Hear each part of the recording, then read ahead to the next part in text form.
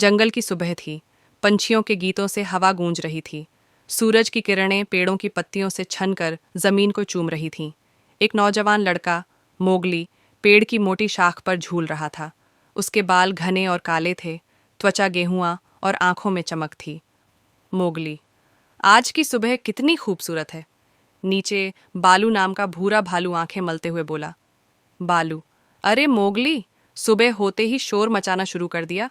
अभी तो मैं सो ही रहा था। वहीं पास में एक ताकतवर काला तेंदुआ बगीरा बैठा था, जो गंभीरता से बोला। बगीरा, मोगली, जंगल में हमेशा सतर्क रहना जरूरी है। सिर्फ खूबसूरती नहीं, खतरा भी देखना होता है। मोगली हंस पड़ा। लेकिन मैं तो बस झूल रहा हूँ। बालू, अगर तुम गिर गए तो सतर्कता अपने आप आ जाएगी। तीनों हंसने लगे।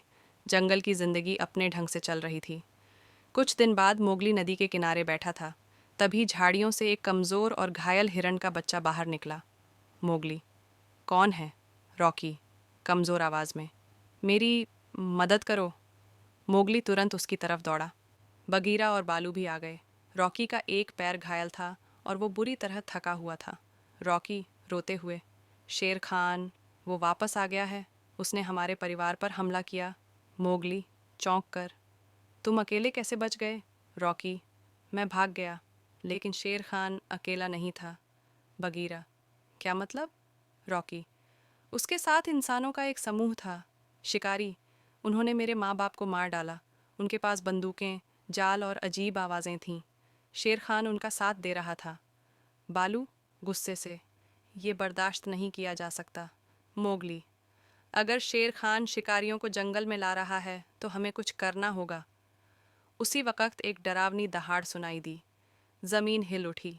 शेर खान झाड़ियों से निकला और अचानक हमला कर दिया। पहली लड़ाई में कई जानवर घायल हो गए। बालू भी बुरी तरह जख्मी हुआ। बंदर चीखने लगे और एक डरपोक बंदर ऊंची शाख पर जाकर कांपने लगा। डरपोक बंदर, हम सब मर जाएंगे, वो बहुत ताकतवर है। काह, एक लंबा फुंकारता सांप पेड़ से नीचे आया। काह, मैंने इस खतरे को पहले ही महसूस कर लिया था। शेर खान अब सिर्फ अपनी भूख नहीं बल्कि इंसानों का लालच भी जंगल में ला चुका है। सभी जानवर एक गुफा में जमा हुए। घायल जानवर कराह रहे थे। अकीला, भेड़ियों का सरदार, बोला, अकीला, अब हम और पीछे नहीं हटेंगे। मोगली, हमें एक योजना बनानी होगी। मोगली ने ज़मीन पर जंगल का नक्शा बनाया और सबको बताया कि शेर खान और शिकारी कहाँ छुपे हैं और जंगल के कमज़ोर रास्ते कौन से हैं। मोगली, हम उन्हें खाई तक लाएंगे, वहीं उनका अंत करेंगे, लेकिन हमें प्रशिक्षण की ज़रूरत है। अगले कई दिन तक मोगली ने जानवरों की अगुवाई की। उसने बंदरों को कूदने की प्रैक्टिस कराई, हाथियों को अनुशासन सिखाया, भेड़ियों को एक साथ हमला करने का तरीका सिखाया और रॉकी को दौड़ने और चेतावनी देने की ट्रेनिंग दी। काह ने सबको चुपचाप चलने का तरीका सिखाया। बालू जख्मों के बावजूद मजाक करता रहा और सबका हौसला बढ़ाता रहा। अंततः युद्ध का दिन आ गया। जंगल में कोहरा छाया था। जानवर चुपचाप अपनी अपनी जगह पहुंच गए। मोगली ने आग की मदद से एक चालाक जाल बिछाया। शेर खान और शिकारी आगे बढ़ते गए। तभी जंगल जाग उठा। बंदर छलांग मारते हुए शिकारियों पर टूट पड़े। हाथियों ने रास्ते बंद कर दिए। काह ने अपने लंबे शरीर से एक शिकारी को जकड़ लिया। मोगली, शेर खान, अब तुम्हें रुकना होगा। शेर खान, तू इंसान है, मेरा क्या बिगाड़ेगा?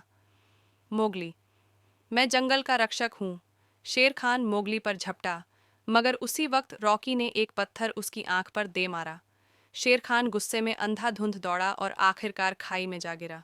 शिकारी भी डरकर भाग निकले। जंगल जीत गया। जंगल में फिर से उजाला छा गया। घायल जानवर स्वस्थ हो रहे थे। पेड़ों पर फिर से पंछी लौट आए थे। बालू ने मोगली को गले लगाया। बालू, तू हमारा हीरो है। बगीरा, अब क्या तुम इंसानों के पास जाना चाहोगे? मोगली मुस्कुराकर, नहीं, मेरा घर तो यहीं है। रॉकी, तुमने मेरे परिवार का बदला लिया। धन्यवाद मोगली। काह, अब जंगल फिर से सांस ले सकता है। डरपोक बंदर खुश होकर, हम बच गए, हम बच गए। जंगल में एक बार फिर शांति और सुख लौट आया। मोगली ने साबित कर दिया कि प्यार, बहादुरी और एकता से हर दुश्मन को हराया जा सकता है, चाहे वो खूंखार शेर हो या लालची इंसान।